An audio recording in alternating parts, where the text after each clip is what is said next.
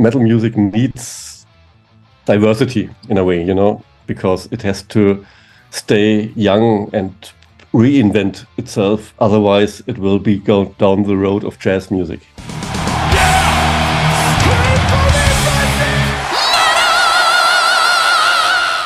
Hey everyone, welcome to the channel. My name is Belgian Jasper. If this is your first time in the channel, hit subscribe right now.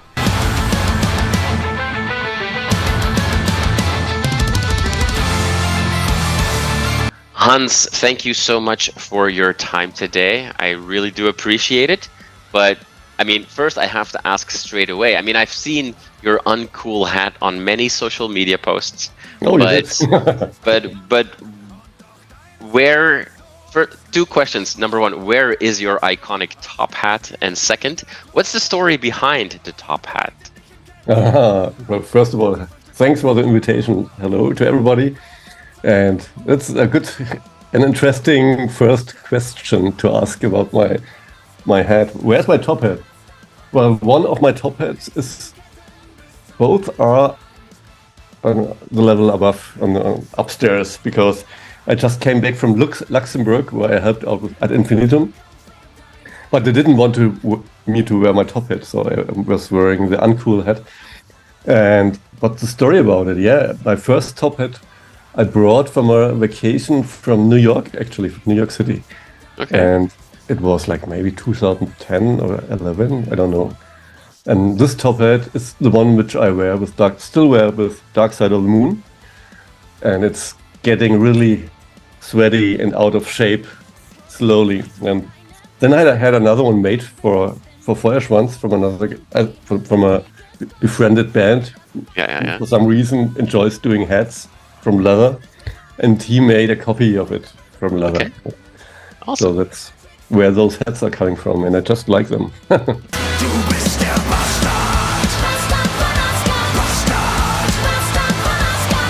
I've always interviewed the Hauptmann for Feuerschwanz releases, and I think he told me 2 years ago that, we are changing our sound a little bit every album. We go more and more from Mittelalter rock to heavy metal, and it's really all because of Hans, because he wants to play heavier music. He wants more metal, and 2 years later, we are now at, let's call it, the first proper end-to-end metal album of Feuerschwanz. So, mission accomplished. You've been influencing behind the scenes a lot. Finally, I have infused my metal guitar into the medieval acoustic sound, and finally done. It's something I tried like when I first entered Feuerschwanz, because I'm not a founding member. I came a bit later to the party, which was quite funny actually. And I'm not sure if I wanted to have been done the first steps with Feuerschwanz. It was a good point to enter. And anyway, I always try to infuse a riff here and there, and it was getting more and more. And then there have been discussions. Oh, can we do this? This is too hard. No. And then we had Mietnotstand in Märchenland. Oh, this is too heavy. Are you sure we can do this? And so from album to album, it was like a little bit more guitarist, maybe a little bit more gain. Can you do the guitar a little bit louder in the mix? And but I think the main changing point was when we switched to Napalm Records, from our old label to Napalm Records, and that's when the path was wide open for everybody, and everybody was convinced that we continue the road down to metal. But I think we still have our original medieval folk genes in there. For sure. The pipe and the violin and everything. And that's something I think it makes us unique in a way, combined with the language.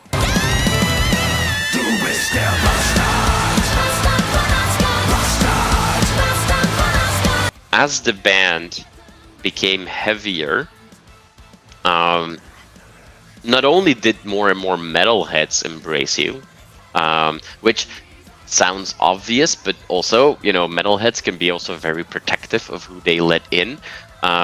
And at the same time also, I'm sure you've noticed more and more international people started to pick up on you guys as well.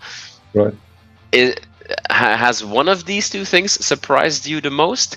Because, metalheads might have said, you guys, you're just, when you were much more of a Mittelalter rock act, you're just not really part of our scene, but the way that people have embraced you, has that surprised you with how fast that really went?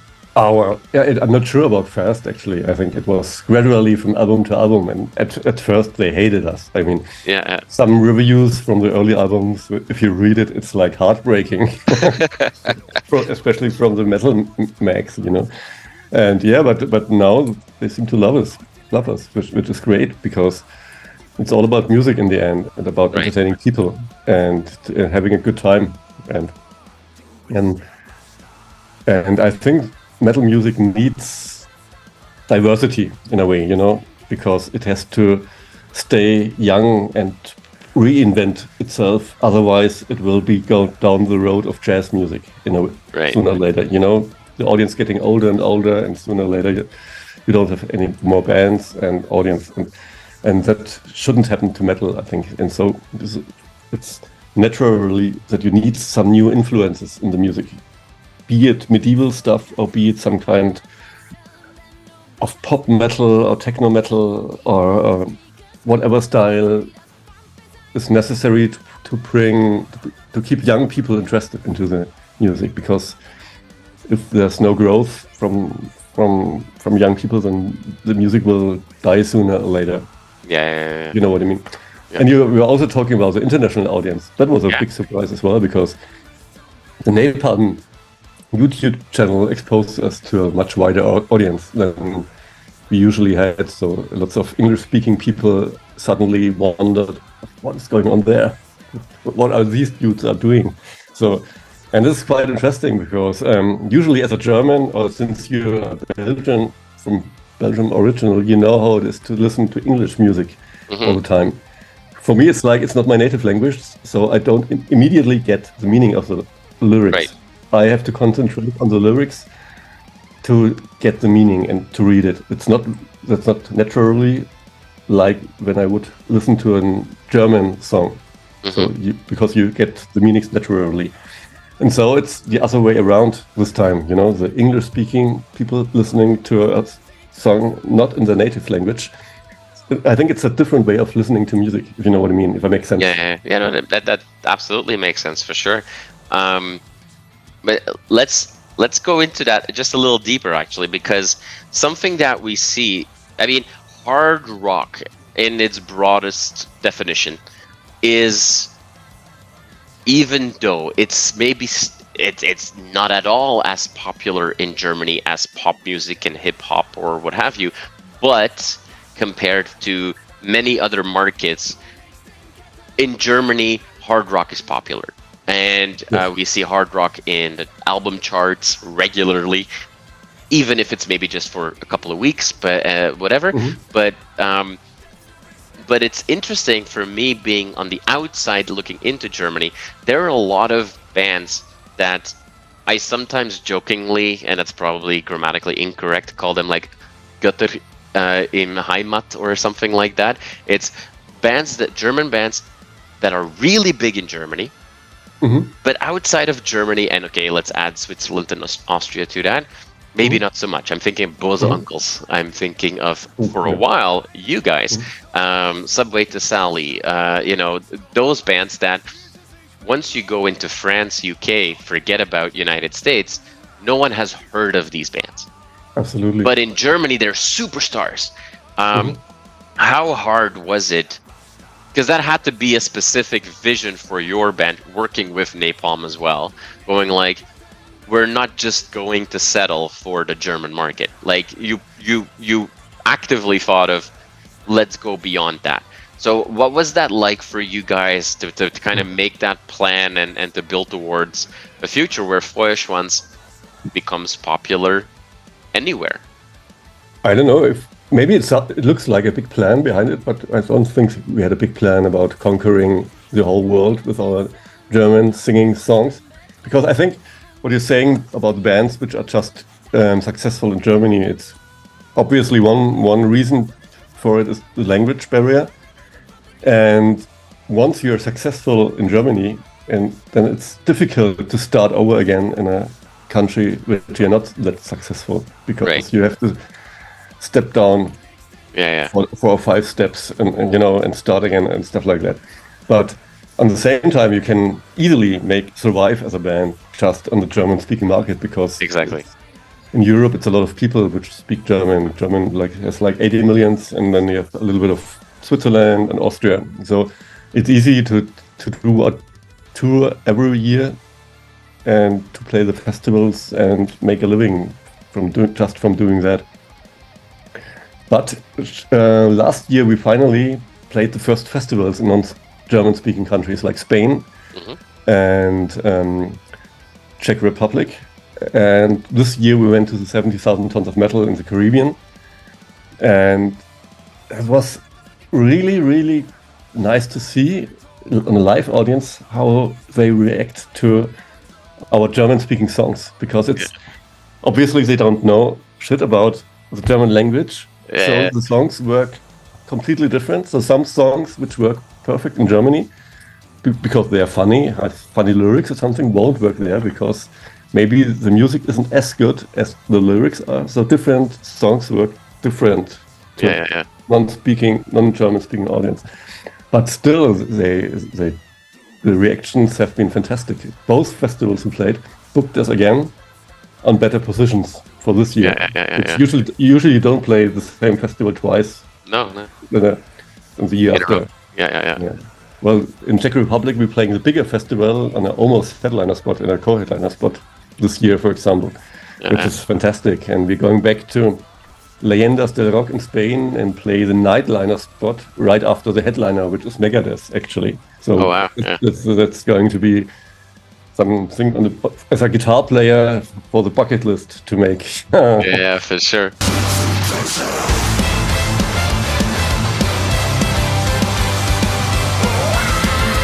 So for people that do speak German or have taken the time to delve into the lyrics, Feuerschwanz plays with language as well, and there's a lot of double entendres and there's a lot of jokes within jokes in the lyrics and stuff like that. And it's a big part of the identity of the band. Is that, for you as a guitar player, also very important? Or are you more focused on, I care more about the music? Do you contribute at all to lyrics? Not often, but sometimes. Well, for example, das Elfte Gebot, that lyrical idea and the title was my idea, for example. But it's very occasionally. Usually, I'm more into the music and creating music because I recorded an instrumental album a while ago. I have another band where I do music with, and when I create music, I always have the goal that the music itself should have a message, without lyrics. If the music itself already creates a picture in you, or lets you dream, or you have an internal movie going on, then I've reached my goal, basically. And then the lyrics come on top of it for me. And that's the way I'm listening to music as well. I don't care so much about lyrics. I listen to the music and I embrace the feeling and the emotion from the music.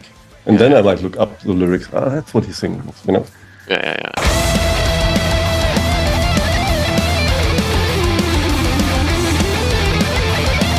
When I had a chance to listen to the new album already, obviously. I think so far, I'll play it many more times, but I think so far, Knochenkarussell might be my favorite. But very nice. Cool. I'm gonna assume that given its heavy riffs, you're more into Uruk-hai. Is it still too close, or are you already able to say I really want to play this one live? No, actually, Knochenkarussell is one of my favorites as well. The guitar riff is one I wrote, and we played it live last weekend for the first time. And it works very well live. Awesome. And, that's one of my favorites as well. But Uruk-hai is great as well, and I'm very much into Lord of the Rings, so... We know that from your other projects. Oh, right, okay. Exactly. The covers that you've done of with Dark Side of the Moon. I think you did May It Be, obviously, with Charlotte Wessels as well. So they've been mentioned a few times, and I want to just go into that for a second. Napalm Records, because Napalm does a lot of things, has done a lot for you, and you also mentioned this Elfte Gebot. That was your first full-length release with Napalm, if I remember correctly. And since that one, it feels like you guys have been on a roller coaster that hasn't stopped, because there's like, you blink your eyes and all of a sudden there's a new Feuerschwanz release somehow. It's been going fast. Now these guys, they've become the home of, and I say this with respect, gimmicky power metal. And I'll loop you under that, but they also work with Powerwolf and with Ailstorm and with Glory Hammer and Angus McSis and Windrose. And we're in this golden age for that music, that the music has to be good, but there has to be something happening. There has to be a show. More has to happen. And it seems like Napalm has really become the flag bearers for that movement. Is that something that you feel as well? Is that something that they coach you on as well? How has that relationship been? I think Napalm never told us what we should do. I think for some reason they're happy with what we are doing by ourselves. I don't know. But you mentioned a good word, which was show, putting up a show. Because when you play live, the German word is concert. You don't have an equal word for show. Right. Like a metal concert, metal show is a concert, and if you go to Beethoven or whatever, it's also a concert. But in the English language, or the American influenced language, you have a show and you have a concert. You wouldn't go to a classical concert and call it a show. It's a concert, and you wouldn't. And by the name show itself, it has a meaning, because it's not just playing the music in the clothes which you're wearing all day, which your neighbor. You don't want to see your neighbor on stage with his everyday clothings when you want to see a show. So what all these bands and Feuerschwanz are doing is we're putting up a show, like a theatrical something, and I think it's very important these days to entertain and to bring something visual to the table, no matter what it is what you're doing. I think the American music started with Alice Cooper and Kiss and stuff like that, and a lot of successful bands, you always, when you think of them, there's something visual as well you think of, and that's very important, I think, and especially in these days. And if you're young and starting out as a band, it often happens that you think you're too cool to wear something or to dress up or anything. But that's not a good idea. I think you have to put on a show. Even if you look at Arch Enemy, how Alicia is looking with a costume, with the blues, that's very important, I think.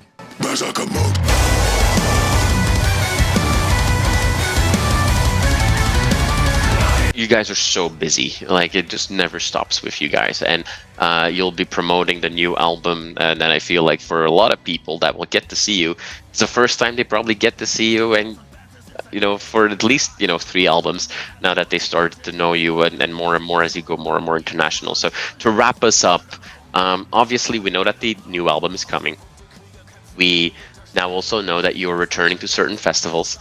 But what else should we keep our eyes open for and our fingers crossed for? Well, obviously, I'm not sure when this podcast is coming out, but obviously the new album Fegefeuer, which will be out in July, and Napalm Records has a lot of special editions of all variations available, and that's the main thing for now, which we are focusing on. But of course, we have already more in mind for the not so far future, but for the really far close future, for the next days, I think you can watch out for some new videos which we are going to release, and we will during our festival season, we will record another video with footage from the festivals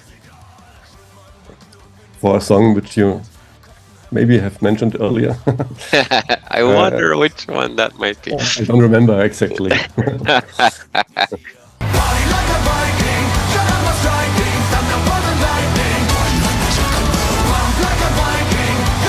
I mean, there's so much going on with you guys. I could spend 5 hours asking you questions, and then we haven't even touched upon all the other cool stuff that you are doing with your friends in other Napalm bands.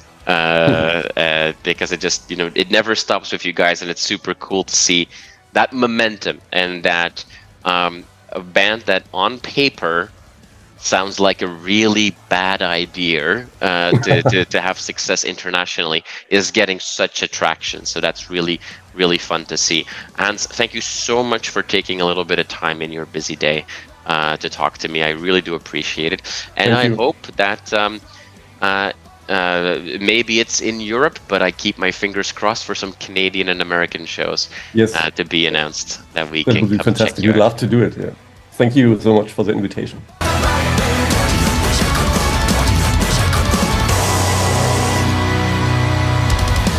You are awesome for watching this video. Click right here to see more content like it and subscribe to the channel.